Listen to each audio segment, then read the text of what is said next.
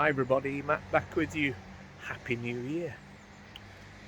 To the left of me is Aldi in Todmorden.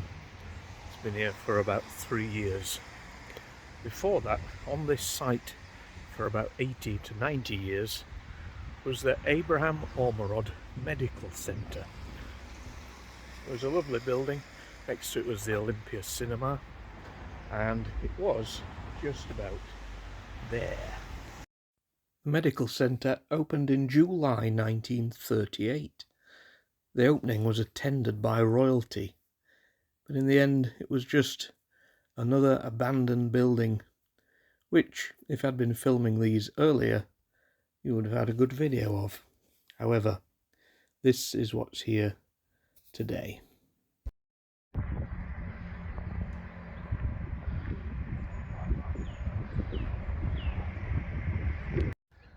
Now, it's a shame, of course, that buildings can gain notoriety for the people who have been in them, and the Abraham Ormerod Centre is no exception, because that was the first surgery of a man who lived in Todmorden at the time, Dr. Harold Shipman, the UK's biggest serial killer.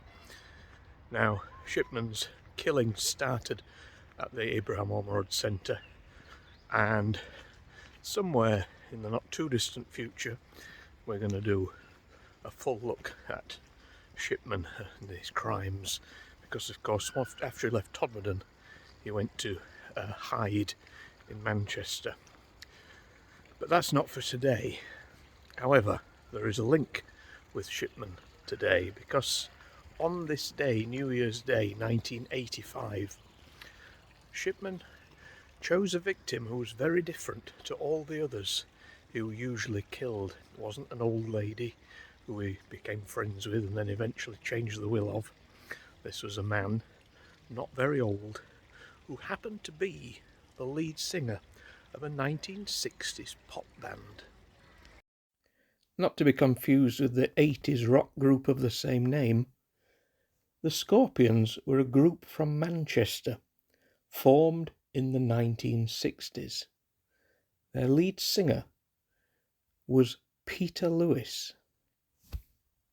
The Scorpions had little success in this country, but actually reached #1 in the Netherlands with Hello Josephine, and even knocked the Beatles off the top of the charts there. Hello, Josephine, but how do you do? Do you remember me, baby, like I remember you? You used to laugh at me sunshine, was a boo, boo, boo. So although UK success eluded them, they certainly found it across the sea, specifically in the Netherlands, after the song Hey Josephine by Fats Domino put them in the charts in 1964 for 33 weeks, and it was a song that returned to the charts year after year after year. 1984, Peter fell very ill and went to hospital to find out what was wrong, and they found out that he had inoperable cancer. So around December 1984 he went home to spend his last however long time left he had at home.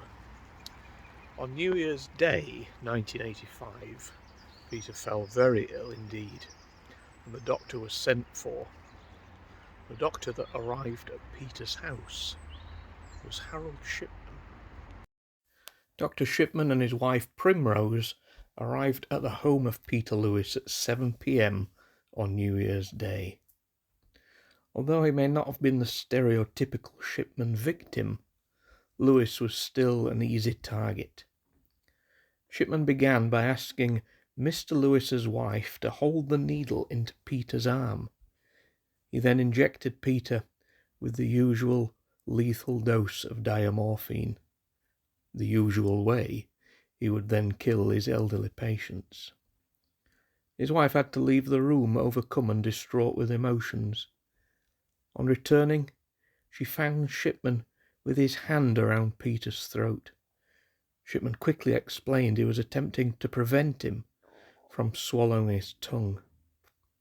As time went on, Shipman told Lewis, "Come on, lad, we've all had enough," like he was willing him to die. Peter passed away at the age of 42. So the fact that Peter was young, a man, and also famous still didn't stop Shipman from finishing him off.